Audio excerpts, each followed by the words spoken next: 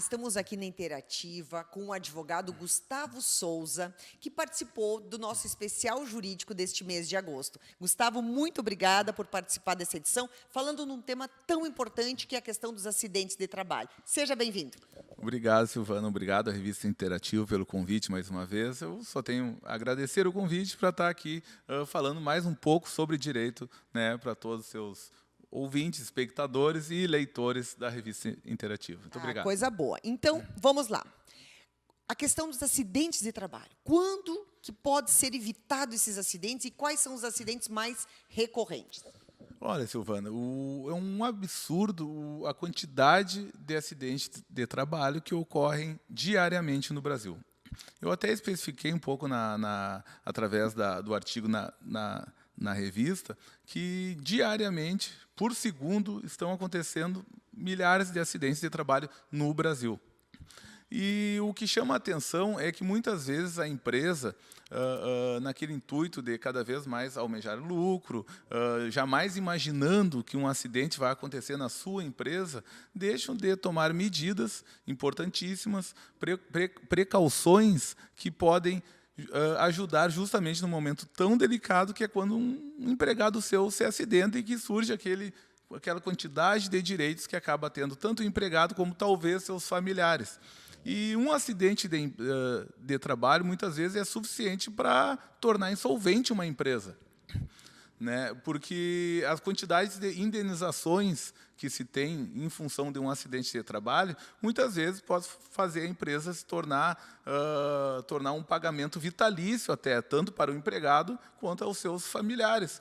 Então, eu foquei mais esse artigo no sentido de trazer uma observação, chamar a atenção das empresas, primeiro que nem sempre a empresa é culpada, e eu citei exemplos, mas também quando você é culpada, o que fazer para prevenir, o que fazer para diminuir a incidência de acidentes do trabalho, e o foco, que eu terminei até no artigo comentando, que, na verdade, o empregado está ali para fazer o serviço do patrão. Por quê? Porque se geralmente uma grande empresa, eu até mencionei isso, começa familiar. A família começa a desenvolver aquele trabalho e começa a ter sucesso, começa a crescer, e só a família não vai dar conta da demanda, né, que exige a empresa, e aí então passa a exigir a contratação de funcionários. E com isso que a Justiça do Trabalho responsabiliza muitas vezes a empresa. Por quê? Porque não é o proprietário que está ali se acidentando em função da economia da empresa, e sim uma terceira pessoa. Mas assim, Gustavo, fala para a gente que acontece em muitas empresas. Por exemplo, vamos pegar um exemplo da construção civil. Hoje as empresas estão cada vez mais profissionais, cada vez com mais treinamentos, semanas de prevenção de acidente de trabalho, uso de EPIs, técnicos de segurança do trabalho fazendo um trabalho de educação continuada. E o que acontece muitas vezes? Desse colaborador receber o EPI, receber o treinamento e ele resolve fazer alguma coisa e não seguir as regras da empresa. Muito importante a tua colocação. O próprio EPI é uma obrigação da empresa ceder para o empregado, e o empregado também tem a obrigação de fazer o uso do EPI. Para você ter uma ideia, é tão obrigatório que, se o empregado não fizer uso do EPI e for flagrado pelo patrão, ele poderá sofrer advertências e até, quem sabe, ser demitido por justa causa. E tu citaste também a construção civil, que é uma das profissões que mais é recorrente a acidentes do trabalho. E por isso existe toda essa política de educação, de prevenção em cima da construção civil. Por quê? Porque é muito recorrente. Então, cabe às empresas tentar fiscalizar a utilização do CPI e educar seus empregados, porque muitos deles, até por, às vezes, pouca cultura, imagina que subir para limpar uma janela no quarto andar de um prédio, não vai acontecer comigo. E é quando dá o acidente, e é quando acontece. E se o empregado não estiver usando o EPI, embora seja uma obrigação tua, é uma obrigação do patrão fiscalizar e fazer usar. E, se o acidente acontece, é uma das situações que a gente diz que é uma responsabilidade objetiva da empresa, que até a própria legislação traz isso como risco do negócio também, até para forçar a empresa, que é organizada, que possui uma estrutura, pelo menos teoricamente, a fazer cumprir o uso desses equipamentos e a fazer de tudo que possa ser feito para que o empregado não venha a se acidentar.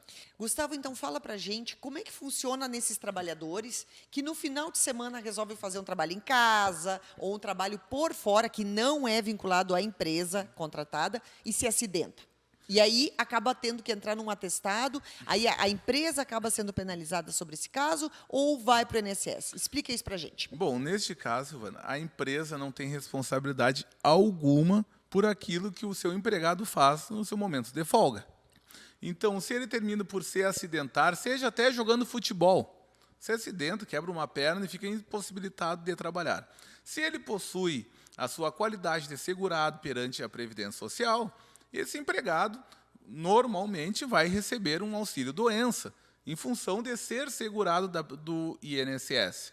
Agora, a empresa se exime de qualquer responsabilidade. Claro, terá que substituir o empregado e aguardar o seu retorno às atividades. Nesse caso, a empresa ela continua pagando o FGTS ainda ou não? Não. Nesse caso, a empresa não paga, suspende o contrato de trabalho dele. Fica suspenso. A empresa tem o dever de contribuir com o FGTS do empregado e também o dever de garantir a estabilidade provisória de 1 ano, caso o empregado sofra um acidente de trabalho ou uma doença ocupacional que é equiparado a acidente de trabalho e precise ficar afastado mais de 15 dias. Aí sim a empresa tem total responsabilidade quanto a essa questão do depósito do FGTS e também quanto a esse retorno do empregado que terá que garantir ele por mais 1 ano da empresa. As demais consequências, aí vai de acordo com o caso concreto, de acordo com o risco da atividade que é desenvolvida, que são os demais direitos do empregado, como danos morais, como perda da capacidade laborativa, se tiver, como pensionamento, em caso de morte, pensão inclusive para a família, e todos os danos materiais, que é gasto com hospitais, medicamentos, tratamentos, compra de próteses. Isso aí, então, vai ser averiguado cada caso e de acordo com a gravidade do acidente. Certo.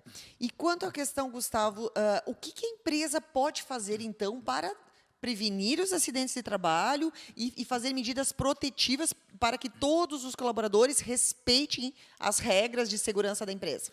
Bom, primeiramente, uma boa organização da empresa e os próprios responsáveis pela empresa terem consciência dos riscos da atividade que desenvolve.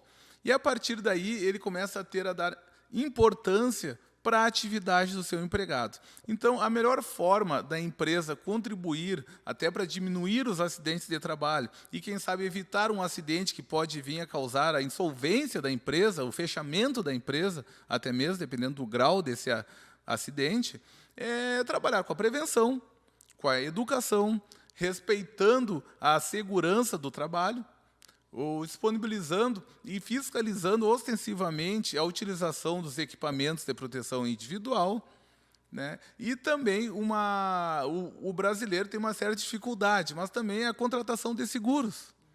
Dependendo do risco da atividade, se faz um seguro de vida, se faz um seguro contra acidente, que o seguro também poderá auxiliar em casos que ninguém deseja, mas acontece, o empregado vem a se acidentar, a empresa já parte de uma garantia, né, de um cobrimento de um prejuízo que era imprevisto. Muito bem. Então, estamos aqui com o Gustavo, advogado, e que trouxe informações muito importantes sobre a segurança no trabalho, que nem sempre a empresa é culpada, mas, ao mesmo tempo, ela tem responsabilidade por tudo que acontece na empresa.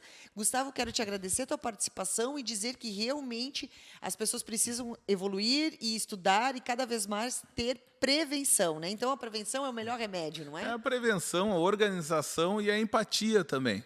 E a empatia de saber que ali existe um obreiro que nem sempre tem a mesma condição intelectual que os proprietários da empresa, que os administradores da empresa, e trabalhar ao máximo para prevenir tanto a saúde dos seus empregados quanto a saúde econômica da empresa. Que realmente um acidente de trabalho ele é muito relevante ele é muito defendido na Justiça do Trabalho, né, e causa consequências aí que ninguém deseja, ainda mais um país como o nosso, que almeja crescer, almeja que as empresas cresçam e produzam e cada vez contratem mais. Então, fica aí esse recado que a prevenção e a educação, então, são basilares, neste caso, do acidente de trabalho. Muito bem, muito obrigada, então, Gustavo, por participar desse especial jurídico aqui no mês do advogado, e agradecemos, e confira no nosso canal do YouTube. Muito obrigada. Muito obrigado, Silvana.